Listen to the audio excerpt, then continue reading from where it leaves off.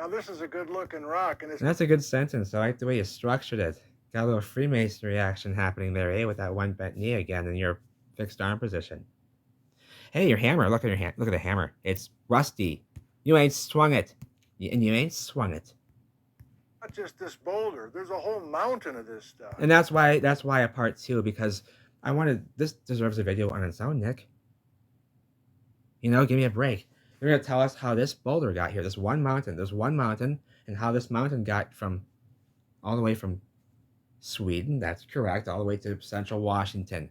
And where did it go? It went across the Atlantic, through New York, past Minnesota, through Montana, and parked itself where the jack wagon stand. Yes, it did. Look at his hammer. He ain't swung it.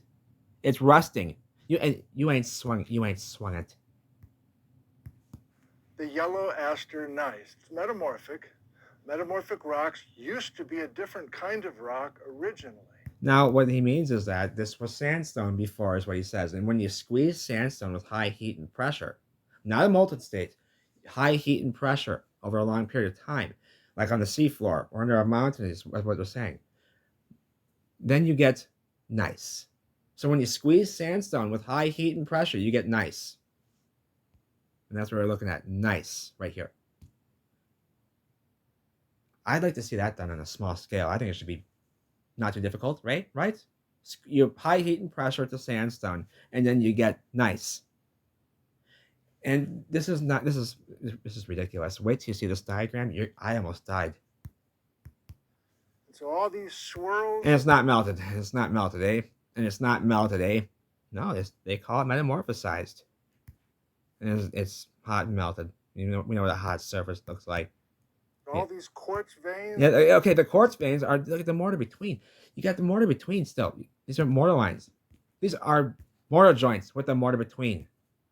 These are mortar joints with the mortar between still. And what the fuck are these sediment layers in cross beds doing in your metamorphic stone? This is supposed to be metamorphic rock, and you have sediment layers and cross beds. Okay, and no, they're not. This is actually slippage. Your cross beds are slippage of structure. Sometimes the wall will slip a bit, and you get a cross bed. All this high temperature and pressure look. Yes, the high temperature and pressure look, because that's what creates metamorphic stone or rock, what you say, right? Yes. No. Was not there originally. No, it wasn't. When this metamorphic rock used to be a sandstone. The sandstone was not in North America. It was in Northern Europe. And the evidence for that is that deep inside of this gneiss are tiny zircon crystals, more than 400 million years old. And the zircons in this yellow aster gneiss match beautifully with more 400 million year old zircons in Northern Europe. Oh, isn't that beautiful? Isn't that beautiful? Oh, for cute. Oh, for cute. Did the grandkids make these? Oh, for cute, Nick. Give me a fucking break. Give me the fucking break. You know? Give me a fucking break.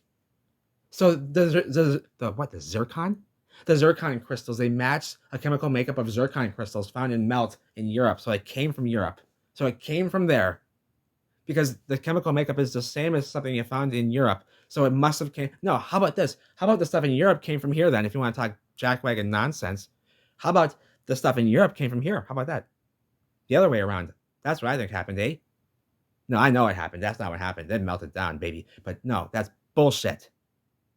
The water feature behind it. There's no snow around here. How's it being? I mean, how's it there? How's it not drying up? Where's the water coming from? Hey? It's got to come from somewhere. Water dries up. That's being fed by something. How is it that we know nothing about this stuff? You know, you're not teaching us anything. Your hammer, you ain't swung it. It's got rust on. It's got rust on it. Not one nick. Not one nick on your hammer, Nick. In the world, are we taking a whole mountain full of this stuff and having it leave one continent and get to us here in North America? Now, can you believe that we're actually doing that? You Freemason jackwagon son of a bitch. Get back into that pose. You jackwagon son of a bitch. He jumps right back into that pose and he thinks he's cute. You know what? Yeah, tell us. Can you believe that we're actually doing this right now? We're actually talking about how a mountain. We're actually talking about this right now. We're talking about how a mountain got from Sweden all the way to central Washington and parked itself. Just one mountain, too. There's only one mountain of this nice, so they say, of this specific melt. And they say it came from Sweden, northern Scandinavia. And wait till you see this. I just about died.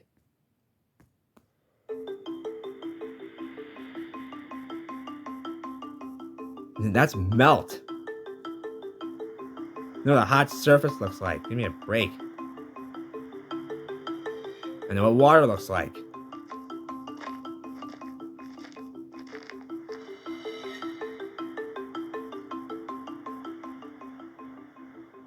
We're so far back in time that the details. And you know what? And you know what? We're so far back in time. You know why we're so far back in time? Because you jackwagons lied to us. Now we're far behind. Yes, that's correct. Because of what comes out of your mouth. What comes out of your mouth deceiveth the whole world. I don't care who orchestrates it. I don't care what or who or what. They ain't human. I'll tell you that much. And I don't know so much about you either, because you're one of them who knows. You're one who knows. I know that some. I understand that some of these jackwagons may not know. It don't matter. Their words still deceiveth the world. Their words are the ones that put you in harm's way and that confuse people. So it don't matter if if a devil is going to use a puppet to convey a message. It don't matter. It don't matter. You ain't a messenger, baby. You ain't a messenger. So when they say don't kill the messenger, you ain't a messenger, baby. You ain't a messenger. You're doing dirty work. You're doing dirty work. Dirty work. And you may get caught in the crossfire. Who knows? Who knows? But yeah, we're not gonna be all holly dandy with because yeah, no, we're not.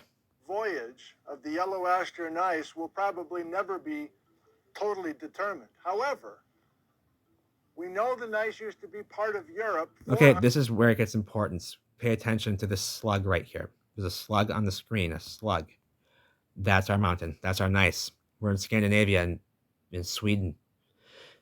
Here's North America, and we're gonna make our voyage from Sweden.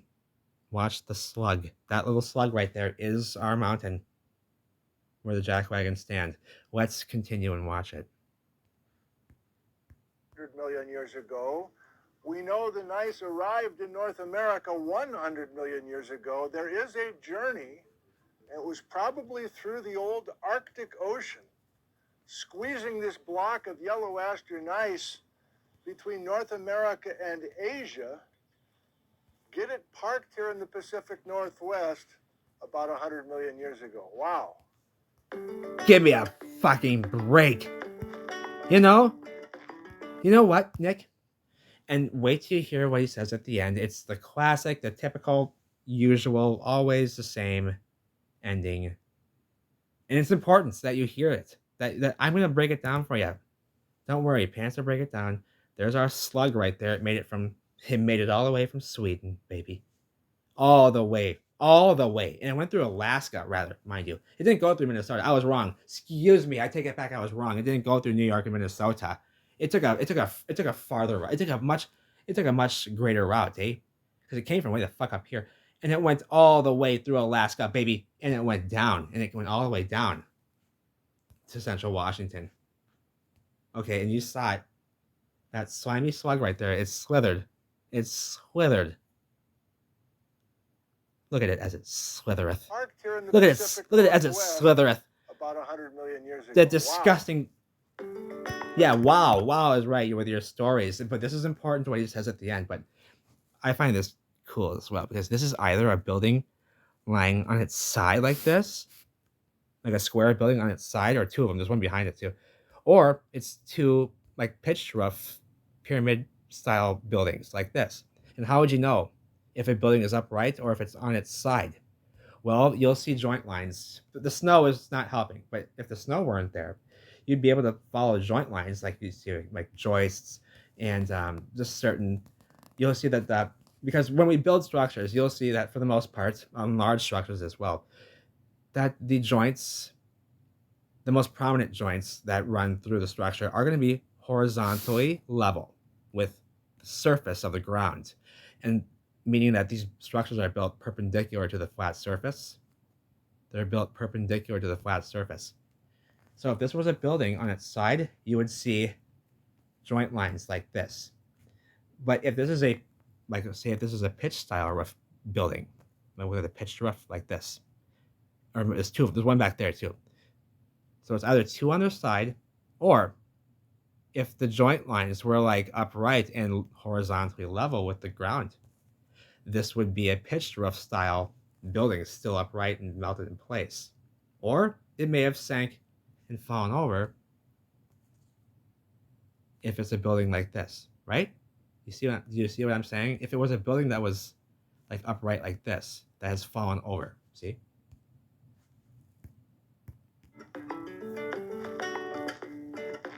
Very important here. Oh, watch this. Are you kidding me?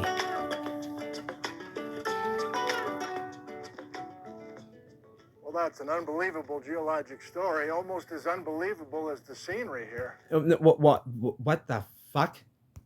What the fuck did you just say? With you're cute after saying that, eh? And you think you're cute after saying that, eh? They always do that. They always do that. The jackwagons. They always do the jackwagon. Use a jackwagon. They always use a jackwagon. They always do that.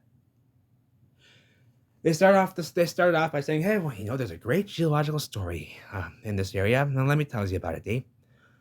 There's a great story here. It's almost it's unbelievable as Christmas in July." And then they go on with the story, and at the end they say, "Well, wasn't that unbelievable? Wasn't that ridiculous? Wasn't that unbelievable?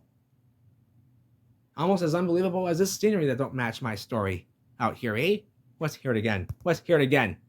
Let's hear the marmot again too. Fuck that. Let's hear the marmot again. Excuse me."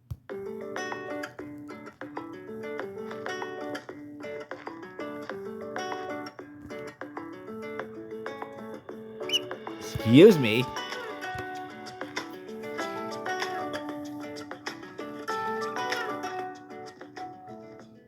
Well, that's an unbelievable geologic story, almost as unbelievable as the scenery here. Hiking on this sidewalk in the sky and going into the Mount Baker Wilderness area. Hey. Yeah, we'll talk about Mount Baker volcano next time when we talk about that green shit. But that's where I'll leave it, folks. I love you all. Take care.